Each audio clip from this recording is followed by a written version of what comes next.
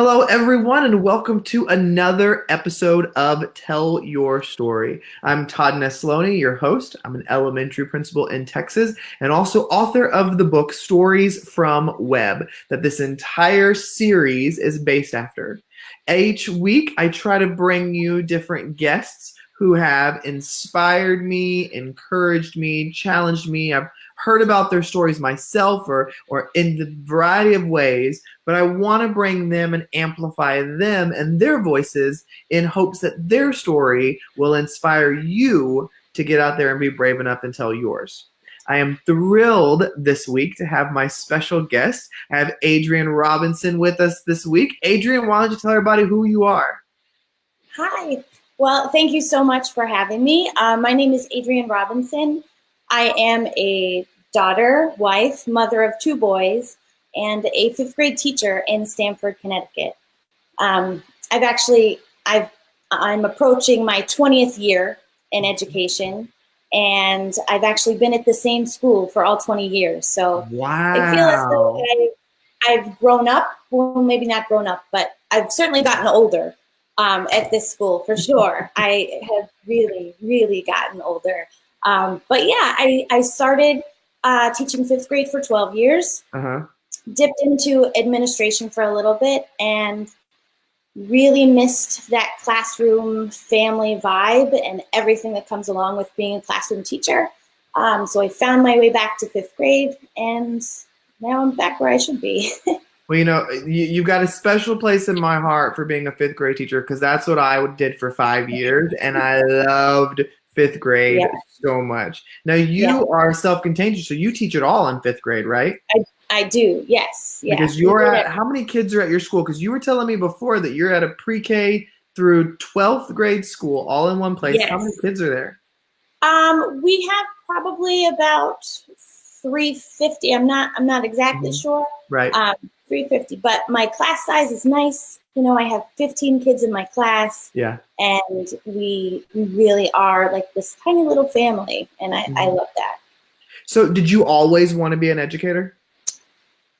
Always. There was a brief stint where I wanted to be a dolphin trainer at SeaWorld. Of course. I think we've all had a dream like that, right? Right. But pretty much I wanted to be a teacher my entire life. My grandmother was a cafeteria lady at my elementary school, and she used to bring me all of the leftover spelling books, and I would correct them and grade papers, and I really practiced writing that 100 all in one motion. So I have done that my entire life. Yeah. Now you're saying that you knew you wanted to be a teacher from a young age, but what was school kind of like for you growing up? Was it something that you enjoyed as a student? Was it something that kind of had waves? What was it like for you? Yeah, I think, high school was tough. High school was tough because I wanted to do well. And so I had to put in a lot of effort to make that happen. But that's also where I found I loved writing. I loved just to sit there, and it was almost like a puzzle to me. I wanted to find the right configuration of words that could, evoke meaning or mean something to me. And I would love to write children's books. I use that now as my own little therapy, I think, just to be able to have those quiet moments and write. And so I try to bring that into the classroom as much as possible, making it very purposeful for my students too. Now, are you one of those that you still have writing sample or writings from when you were a kid? You've saved them or anything? My mother may have some of those. I know she has a teapot one that I think she still has that one, but I don't have any of that. My kids, I save all of their stuff for sure. Now, one of the things I love that you've done, Adrianne, is when you and I talked online before the call, or before even organizing this, you shared such a cool story with me of something that you have done with your students in your community. Can you kind of give our listeners and viewers a little bit of what I'm talking about? Sure. I come from a very close-knit family, and when I was growing up, I had 11 grandparents. students. And that sounds crazy, but I came from a very young family. So when I was growing up, I had 11, and now I have one. And in my family, she's revered and loved so much that I often tell those stories to my students, and wanted to find a way for them to connect to that generation as well. So as part of a school program that we did, we planned a field trip to a local senior center. And so I had really prepared these students for what they would see, how they might interact, the best ways for them to respond to the residents there. And so I'm spending all this time preparing them, but I wasn't really prepared for what happened when we got there. And, you know, they're walking in, they're very quiet, and then everything just melted. The faces on the residents, they were so warm and so like loving. And it was something, there was this give and take of advice, and, you know, the connection with those students, that was something that I couldn't create in my classroom. I couldn't create that real experience. And, you know, when you think about it, as educators, we're constantly trying to find ways to make it real, ways to make it click. And when I'm walking around and I'm listening to the conversations, and my students are looking right at them, looking in the eye and leaning in, and there was this one moment, and I will never forget this moment. They're sharing, and I'm seeing a couple of them laugh, and I watched one of the residents, she put her hand right on one of my students' hands. And I looked and I watched and I thought, okay, I wonder how she's going to react to this. What will she do? And without missing a beat, she put her hand right on the resident's hand. And it was such, you know, I could feel my emotions welling up with that lump in my throat, and possibly some emotions coming down my cheek. Yeah. But it was so special, and you can't get that anywhere else until we create those experiences. And so I wrote a little blog post about that Thursday at 1:05, and that I'm hopeful that meant something to the students as well. I know students, but I'm hopeful that it did for my students. So where did this whole idea come from? We have a kindness project in my classroom. I feel that it's so important for me to find ways to make it part of their natural routine. And so there are some really good programs that I follow online. One is called the Look for the Good program. It's absolutely phenomenal. They do such amazing things. They do it at my son's school. And the program preaches gratitude, and it sets you up for opportunities to show gratitude and be kind and really absorb your environment and appreciate what you have. And it was in conjunction with the kindness project that we do in my classroom. This was promoted by our school. So each grade was focused on some elements of a good deed. Yeah.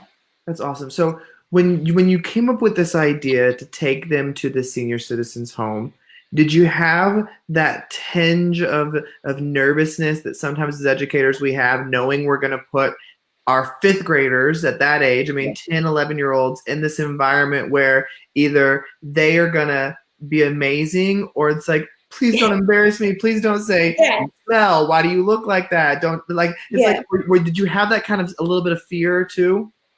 100%. And I will not lie, there might have been a tinge of bribery. I'm not above that, but they were missing gym.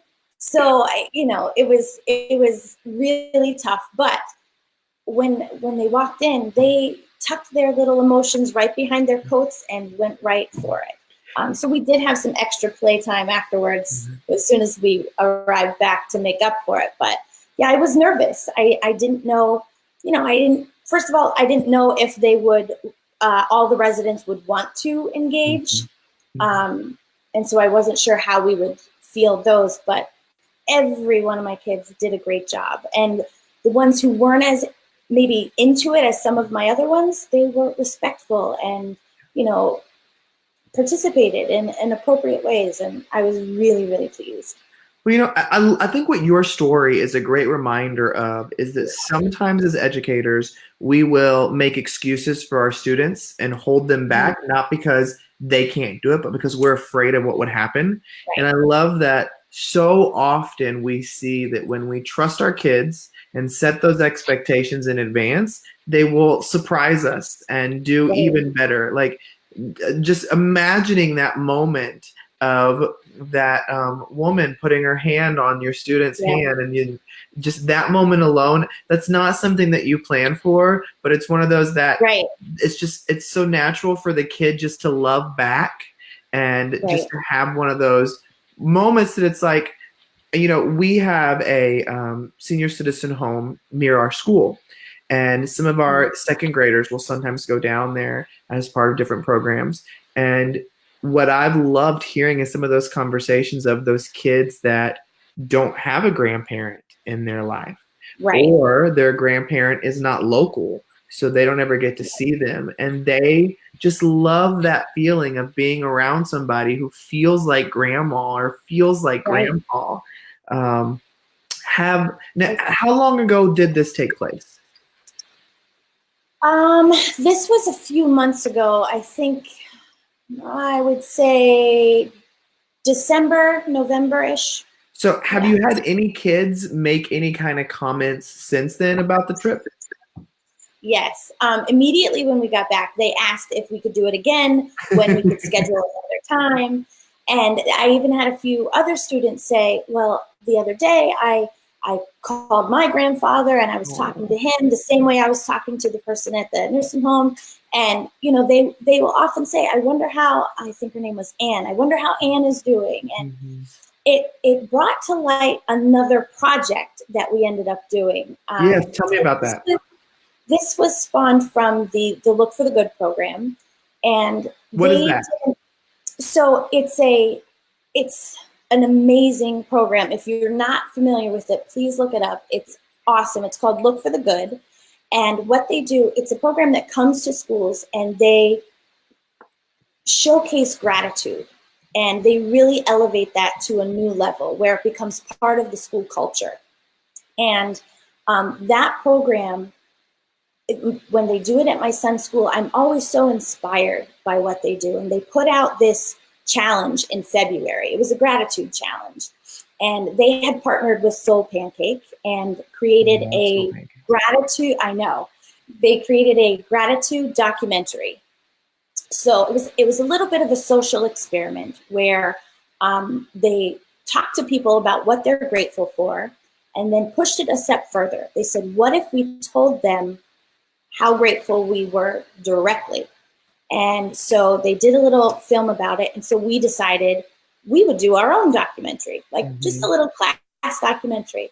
So as part of our writing, we wrote a really strong paragraph about what qualities or characteristics someone in their family or a friend has that for which they are really grateful.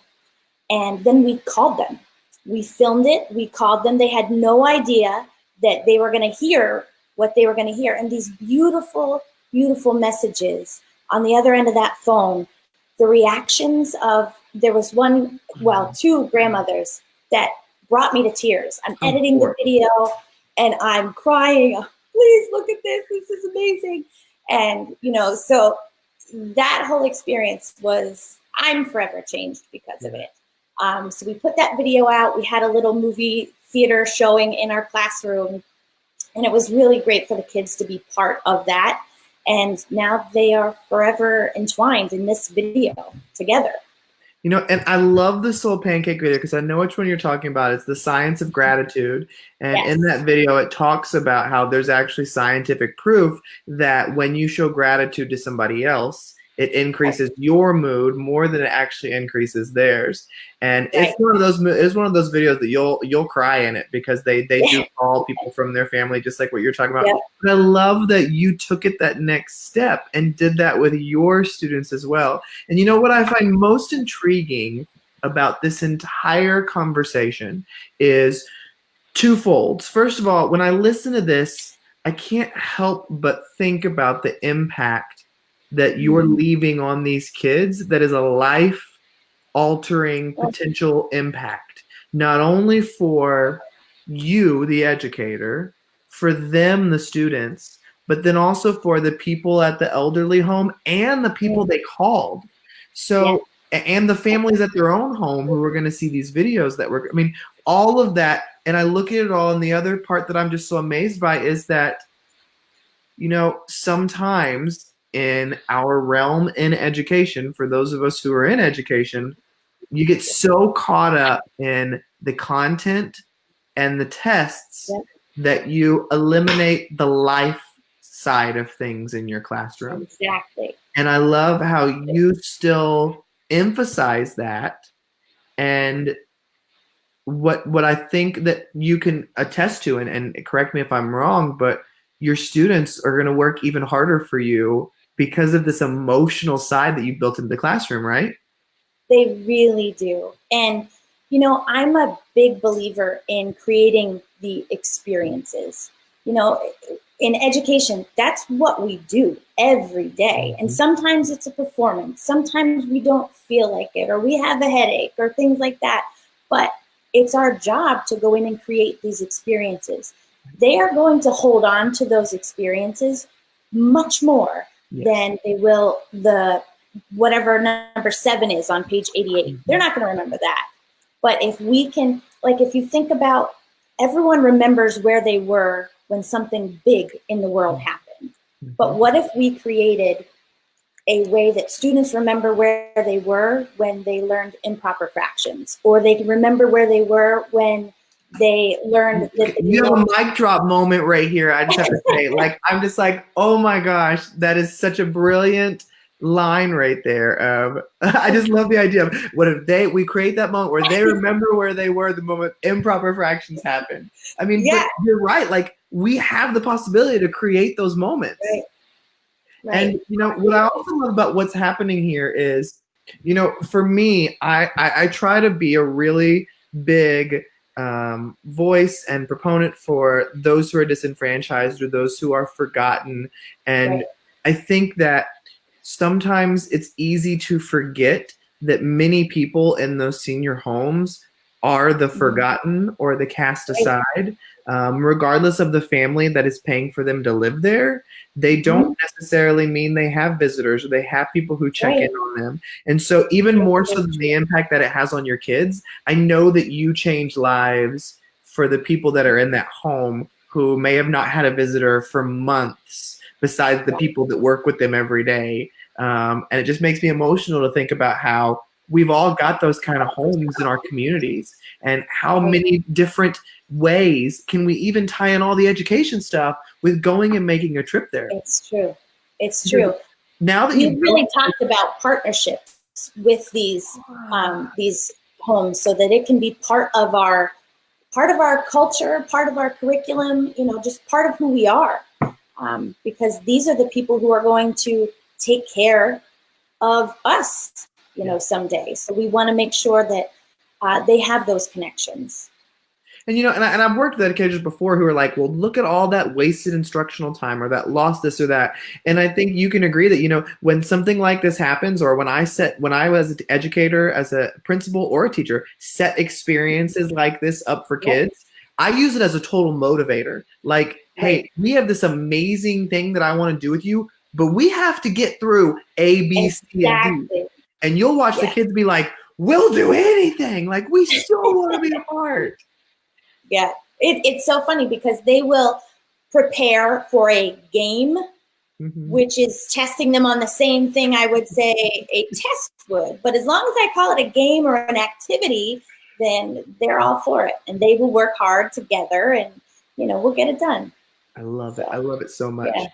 So, Adrianne, I want to ask one question that I love to end the show on.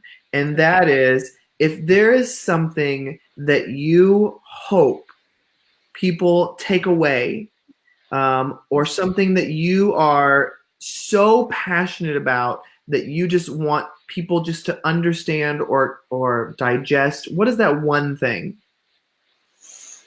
I think that there's an element of fun in every fundamental element. Like there has to be a way that we as teachers go in and create those moments. We are all connected.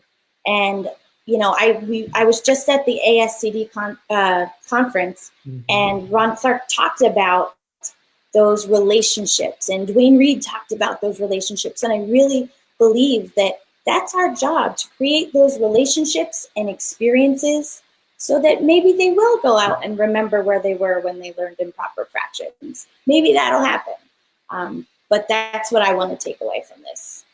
Awesome. Well, Adrianne, I can't tell you thank you enough for being a guest tonight. I loved so much getting to hear this little story. And I know that there are people listening or watching that are hearing this and are inspired to take and run and do this with something in a different way. So thank you for being brave enough to come on and share this with us.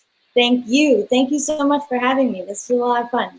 Awesome. And thank you everybody for listening or watching tonight. I hope you enjoyed this conversation with Adrianne. And I hope that, like with every episode, that this story may have inspired, encouraged, or challenged you and made you a little more brave to get out there and tell your story, because every story matters.